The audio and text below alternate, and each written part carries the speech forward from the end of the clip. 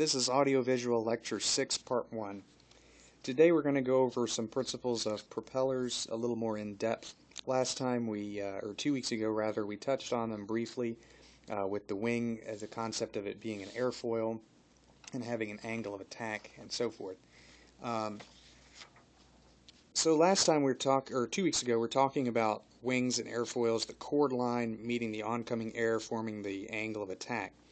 Well, a propeller is an airfoil, and if you turn it this way, because it's being forced through the air this way in relation to the airplane, it's the same idea. The propeller going down is an airfoil meeting the oncoming air, which creates a certain angle of attack. So the vertical component of lift, in a wing, is this way in relation to the wing. So if you turn it this way, the vertical component of lift is this way, which is forward motion for the airplane. So the propeller pulls or pushes the airplane forward based on that principle of it being an airfoil turned on its side. Now, just like a wing, in order to give it effectiveness, we're going to give it some angle of attack to create lift. So the action-reaction portion of lift, that vertical component of lift going that way. The egg shape here is just kind of the propeller hub, so don't pay too much attention to that. This is a cross-section of the propeller tip, and the leading edge of the propeller, the trailing edge of the propeller going forward towards that. So 2 weeks ago we talked about the concept of P-factor and how in a climb, or when you pitch the nose of the airplane upwards, the descending propeller blade creates more thrust than the ascending propeller blade, causing a left turning, a yawing tendency to the left. And this is because the descending propeller blade is at a higher angle of attack. Well, just to illustrate that a little further and to show you the twists on the propeller to create this angle of attack, the propeller blades have to be twisted in opposite directions, because we're looking at the descending blade right here. This is the cross section of its tip, and then this one right here is the ascending blade. So these are the two ends, and you kind of just have to connect the dots to figure out how this is being twisted. Imagine that you had a long, flat piece of balsa wood, and you take the two ends of it, one in each hand, and you twist your right hand down and your left hand up.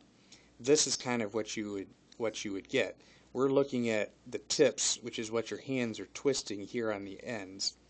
And what that does is it creates the same angle of attack with a forward direction on both sides. So this right here, this is the descending propeller blade. It's going this way, meeting the oncoming air coming this way, and you have its angle of attack right here. So action, reaction.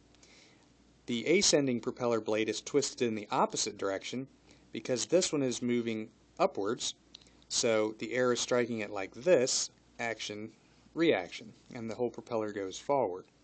Now, they're the same angle of attack in this situation because they're both twisted to the same angle.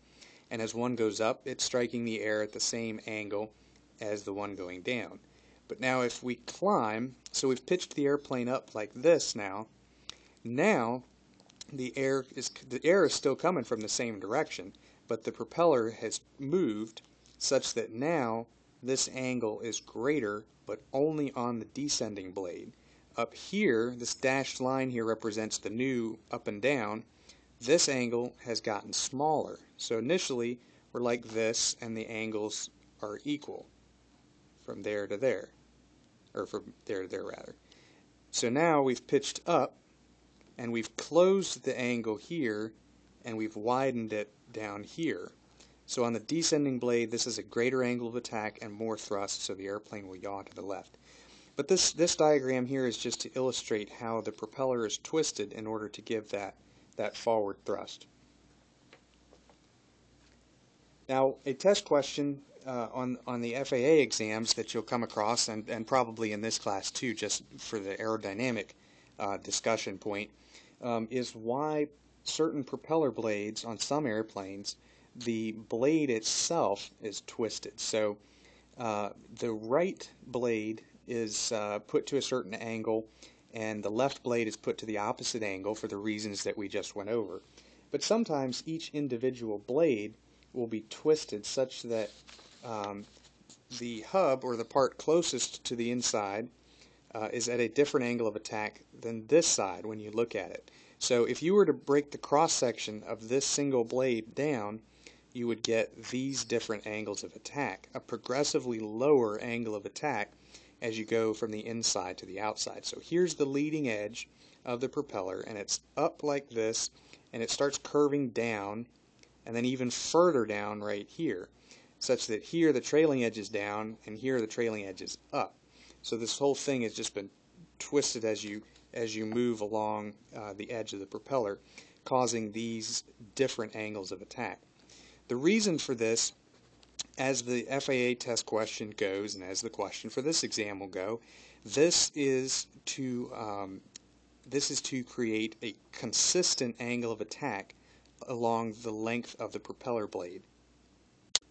Alright, so we just said this is a different angle of attack. So how is that keeping the angle of attack constant? Well, a couple weeks ago with spins, we looked at how the wing, if this is the wing in a turn, if we're yawing like this, the outside goes faster than the inside because the whole thing has to get to the same place at the same time. So if the tip of the propeller has to cover a greater distance in the same amount of time as the inside of the propeller, the tip is going to have to travel faster in order to do that. It's the same as the guy running around the track. If you start here and your friend starts here, you're going to run this about 3 times as fast as your friend is going to run this, or your friend is going to have to run this 3 times as fast just to keep up with you going around this little part. So because of that, we have different speeds along the length of the propeller blade. It's turning fast in here, faster here, and then fastest at the tip. Now speed is related to lift. The faster you push that airfoil through the air, the more lift that it's going to create. So if we kept this angle of attack constant, or the same, if this were just a straight line out here, one single wing like the wing of an airplane, it's going to be creating much more lift out here than it is here because this is going much faster and it's at the same angle of attack. So the way that you compensate for that is by lowering the angle of attack as you move along out there. And effectively then what this does is keep a consistent angle of attack. There's nothing you can do about the fact that the tip is moving faster and creating more lift. So what you do is you lower the angle of attack at the tip. It gets progressively lower out here, and the result is that it creates a constant angle of attack as far as the speed goes. So for the amount of speed that this tip of the propeller blade is going, this is the same angle of attack as this over here, because this is going slower, this is going faster. Yes, physically, this is a different angle of attack than this because of the speed that the air is hitting this section of the blade and the speed that's hitting this section of the blade. This angle of attack is lowered to keep it consistent along the length of the propeller blade. Otherwise, some sections of the propeller would be stalling while others would be generating huge amounts of thrust. So this keeps it constant along the whole length of it. Another way to look at it is right here. So as this is going down, right here, this would be the length, if we can kind of turn this lengthwise. So here's the leading edge of the propeller. It's tilted up here, tilted down here because it's turning fastest out here, less here and even less there. Some airplanes, the tip of the propeller blade is even going supersonic, at supersonic speeds. The propeller-driven airplanes that have that really, really loud sort of snarl to them when they take off, that's because the tip of the propeller blade is going faster than the speed of sound, and what you're hearing is the shock wave of it going over, but it's just the tip because it's traveling. The center of the propeller is turning at, let's say, 2,000 times every minute. That tip is going through the air much faster than that. And so for those varying speeds, you twist the propeller blade to maintain a constant angle of attack that's corrected for speed. Now, I know that sounds a little bit complicated, and it's kind of a complicated concept to communicate, but hopefully you get the idea, and the text should go over that a little bit. But if you have any questions on it, let me know, and I'll come up with a few examples to hopefully help you grasp the concept a little bit more. As far as propeller materials, the texts will present a couple of different kinds. In the 20s and well, the teens and the 20s, the popular propeller material was wood. These would be laminate woods, so you'd glue several different pieces of wood together and then carve the shape out of it to get that airfoil and the twist that you needed. But then as time went on, they started using metals, mostly aluminum, because it's a light and strong metal. It has a lot of strength for the weight that it is. And then as more time went on, especially nowadays, a lot of composites are used. Sometimes it's a combination of the two. It'll be a metal core with a composite covering, so there's almost like a spar of metal in the middle, and then the composite forms the airfoil shape of the propeller. But it just depends on the airplane. There are advantages and disadvantages. One thing that the propeller has to be structurally is strong, because it will flex up to, the propeller at the tip. It gets its strongest, here, because that's where it attaches to the crankshaft and so forth. But as you move out to the tip, it gets thinner and thinner, and the propeller can actually flex in flight forwards or backwards depending on the load that's placed on it. So it has to be a strong material to withstand those forces of flight.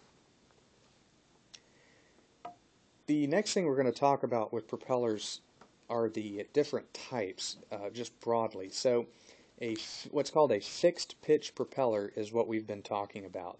The blades are cut and shaped to a specific angle. Think of a house fan, or look at a house fan the next time you pass one, and just see how the blades are twisted, or like a boat propeller or something. Those are fixed. When it's made, it's cut to that blade angle. Now, different blade angles are going to be beneficial for different kinds of operations, because here is, back to the screw example, if the blade is twisted just a little bit, that's the distance theoretically that it's traveling through the air as you turn it. So this is like a screw, and as you turn it, it's moving forward at the same pace as it's twisted. So that twist describes the distance it's going to travel forward, theoretically. You twist it even more, and for each rotation, so each twist, it's going to travel farther. So for the little bit of twist, it takes it, 1, 2, 3 rotations to get that far. This one, it only takes 2, because it's twisted to a greater angle. Now this is all theoretical, because you have what's called a term that's called slippage. And slippage is the actual distance that's moved in one rotation. And that's because the air, being a fluid, you can slide through it, if you will. A screw in wood is a solid. So if you turn the screw, if this is the screw and you turn it one rotation, it's going to go that distance because the wood is a solid. But with the air being a fluid, you can push it out of the way and so forth. So the actual distance that the propeller travels forward may only be this much, or even less than that. So slippage is what that term is called for the distance that the propeller actually moves. If this were a block of wood, it really would travel, that far in one rotation. But because it's air and it's a fluid, that slippage causes it to not be 100% efficient for each rotation.